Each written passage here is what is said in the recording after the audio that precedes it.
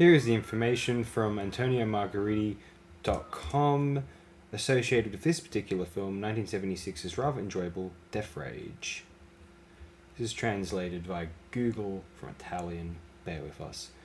And the information, this initial piece, this passage is from his son Edoardo Margheriti.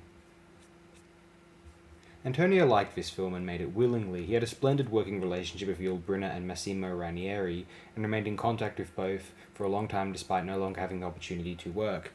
The making of the film had been smooth, and Antonio was satisfied with his collaborators and performers. The performances given by Yul Brynner and Martin Balsam in the role of a police commissioner, tired of the continuous increase in crime and the ineffectiveness of the judicial system towards the most prominent characters of the families, are extraordinary. Even in this film, Antonio puts some small effects to market with his own brand, like Barbara Boucher's ballet, multiplied by an infinite game of mirrors. The opening scene of the rock concert, instead of on the streets of Brooklyn, was shot in a Roman studio, one of the largest in Italy, which had been destroyed by a fire in the early 70s and was now used as an outdoor set. Antonio had excellent memories of this film, of which he kept a 140 by 70 framed poster in his studio, a poster with the English title Death Rage because there was only one thing he had never liked and he didn't like, the choice of the title by the Italian distributor, a title that makes no sense, deviant and completely out of film, he said, and jokingly, when he talked about it, he added, with the anger in his eyes, the stink in his nose, and the patches on his arse. But Antonio loved this son of his, and was proud to have done so, although, for his modest and jokingly disparaging nature of his work, he mocked it. And now I'm going to read out an opinion shared, it was published on the website, though it's via Nocturno Cinema, commentary on the film kindly written by David Pulici for the Nocturno Cinema publication, I believe. With anger in my eyes is part of that handful of Italian noirs that I would gladly take to the moon. I say noir and insist on the definition because the sphere in which Antonio Margheriti moves his film is absolutely divorced from that of the indigenous policemen of the period. We are in 1974, therefore virtually in the heart of the genre. Wanting to find reference models, one can cite in Italy Violent City by Salima, or His Name Made Tremble, Interpol and Alarm by Michel Lupo, set on figures of killers as protagonists, especially the second, in which the relationship between an old hitman and his student was relevant, development of a theme not already unknown in westerns.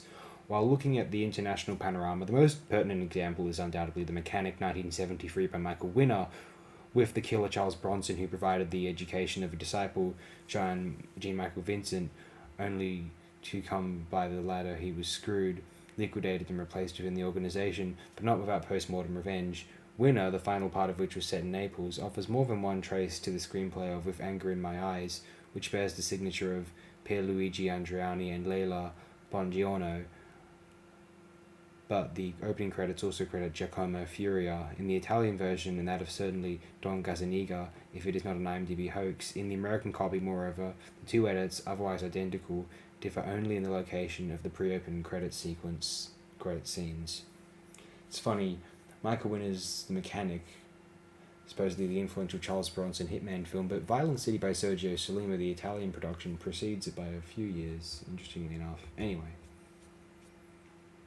At the center of the story is the relationship between a disarmed killer, Peter Marciani, Yul Brynner, who has come from New York to Naples to settle accounts with a member of the family, Giancarlo Sbragia, who has gone astray. The revelation that in his time he killed his brother is what convinces the protagonist to take the gun away from the nail, and the young Angelo, Massimo Ranieri, a nice trafficker who enters into Marciani's good graces, ends up acting as his sidekick and ultimately collecting the legacy.